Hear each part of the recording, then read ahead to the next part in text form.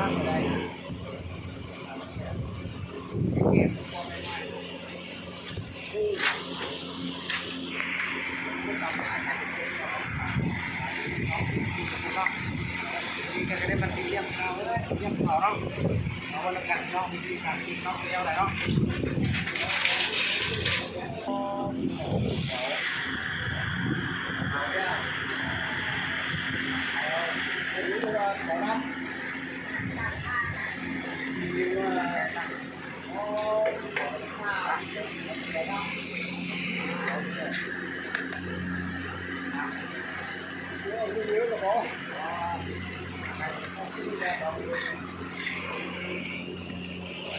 ขั้นตอนการกินเนาะ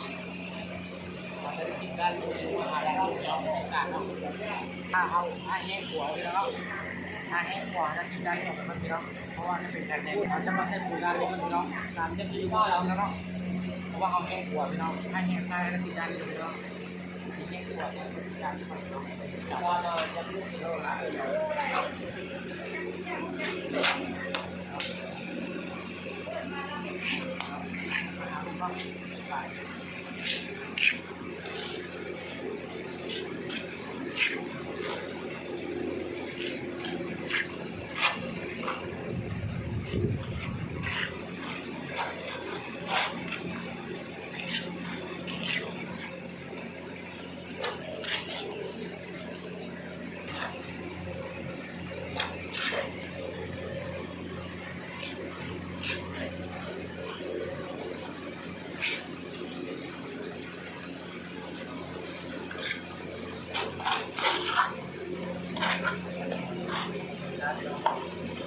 ด้านในออกมาเลยเนาะ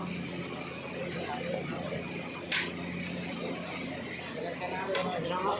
ใช่เลยหมด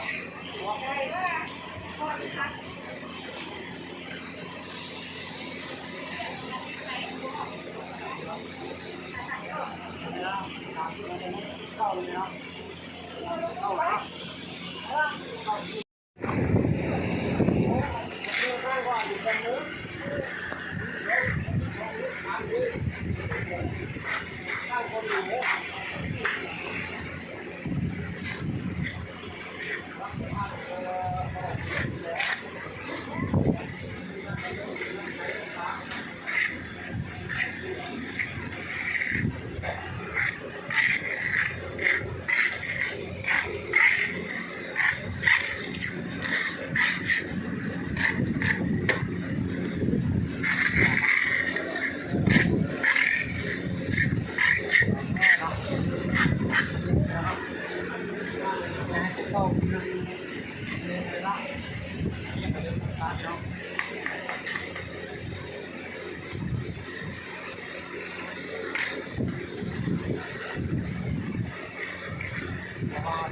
ด้านนี้ออกมาลองดาวเนี่ยเนี่ยตัวนั้นมันจะซื่อแล้วพี่น้องการเนาะ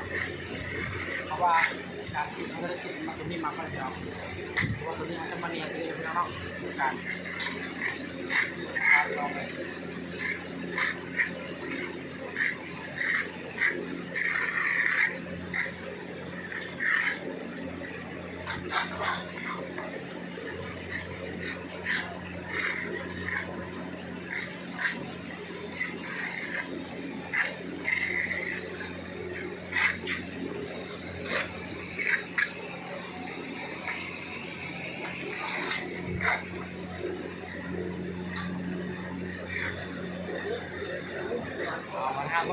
ขั้นตอนการเกลี่ยอะไรกันเนาะกระปุกประมาณขั้นไหนเนาะเนาะเกลี่ยระบบเลยเนาะทำกันเนาะเดี๋ยวพี่น้องการนี้จะมาติดตามหนังเนาะก็ดูติดตามนี้ก่อนพี่น้องติดตามแล้วบอกว่าการติดตามใช้มาเป็นเขาจะได้แนวเนาะเนาะการนี้พี่น้องก็จะไม่ดีเสียเลยเนาะเป็นวิธีการดูเนาะการนี้ก่อนเนาะ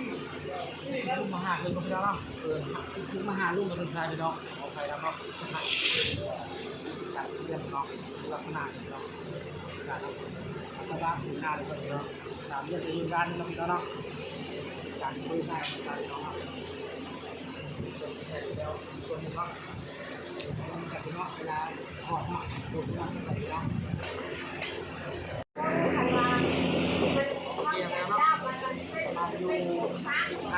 น้องเพราะมันจะหนาแล้วเนาะว่าหน้าเสาจะปิดพี่น้องการออกตามการทำกระดิ่งพี่น้องพี่น้องนั่งนี่พี่น้องโอ้พี่น้องเลยกันนั่งพี่น้องไปด้านไหนพี่น้อ